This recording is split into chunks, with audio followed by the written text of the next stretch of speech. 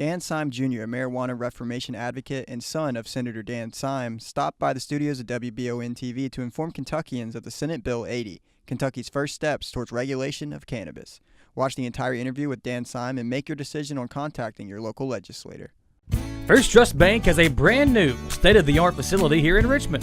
Stop in and ask about the products and services they offer. First Trust Bank is known for hometown people and hometown service. Member FDIC, equal housing lender, and MLS number 688-788. 34 states have a regulated industry now. 10 states are full responsible use. 4 states have legislation coming in 2019. Connecticut just filed their bill.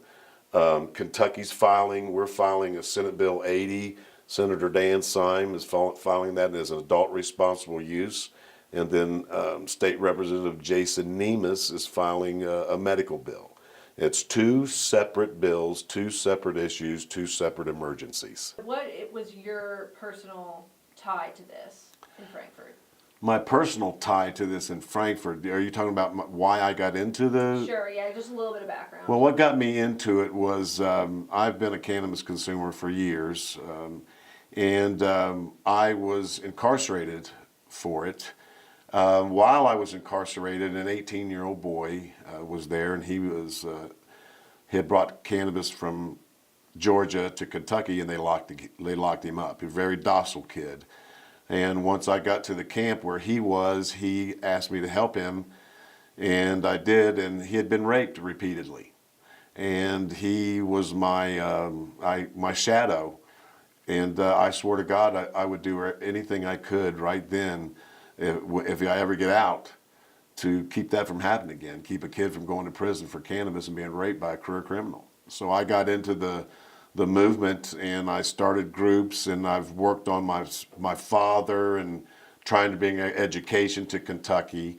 And for the last 6 years, I worked on medical marijuana organizations, and now we're working with Senate Bill 80 to bring the full adult use to Kentucky and the revenue that we need for the pension. But we could bring $2.5 billion economic impact, and that doesn't count the ancillary jobs that would be created with 15,000 full-time positions. So it's a win-win for Kentucky, and I think that desperation calls for desperate measures, and now that they've had this ruling come down from the courts about the pension, and they're going to be finding ways to have to fund this pension. The reason for cannabis to be illegal in the first place is absolutely appalling. I just won a case. I was banned permanently from our capital annex, our capital, our state capital. I was up there educating some women about the prohibition, the origination of the prohibition, and I was quoting our first drug czar in 1937. His name is Harry Anslinger. And he was arguing to our Congress to prohibit cannabis. And his argument was, and I'll quote, "There are 100,000 marijuana smokers in America, and they're Negroes, Latinos, Filipinos, and jazz musicians. And it makes the white women want to have sexual relations with the black man."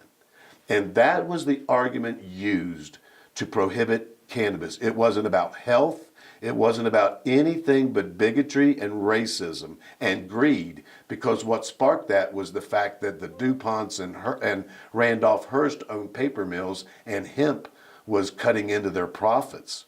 So they knew that they couldn't use greed as a way to prohibit that. So what they did was they adopted the Mexican word for cannabis, which is marijuana. It sounded more Mexican, and they hated Mexicans. A black man wasn't worth anything. So they put this cannabis plant that doctors had in the PDR up until 1942 and argued against this prohibition, claiming that cannabis was working successfully.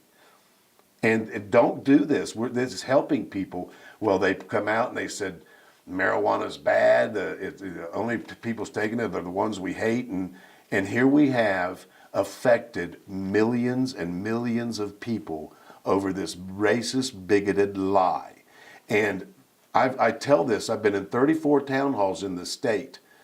And when I quote that, people give a laugh, like they know it's absurd, but I let them do it for a second, then I stop them and I say, you know, it's serious because they're taking people's children.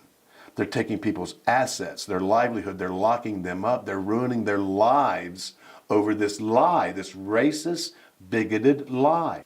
Well, you're no longer banned from the annex, correct? No, I won the case. We won. It cost the state $7,500 of unnecessary taxpayer-funded lawsuit.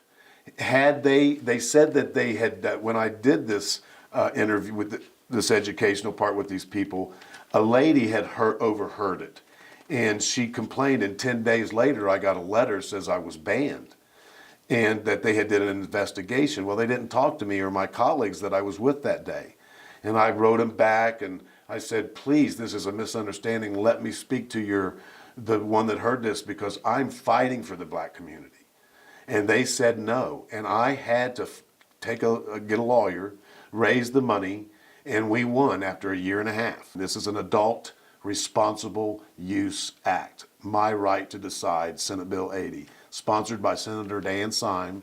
And please have your legislator, your senator and your representative to contact Senator Dan Syme and say, I want to help sponsor your bill, and to get with Jason Nemes and help sponsor the medical marijuana bill. That's what we have to do. We have to get involved. We have to not be afraid to mention the word cannabis. I always tell people, you don't have to have breast cancer to wear a pink ribbon. You don't have to smoke or consume cannabis to support these veterans and to support our right as responsible tax-paying adults to decide to use cannabis or not.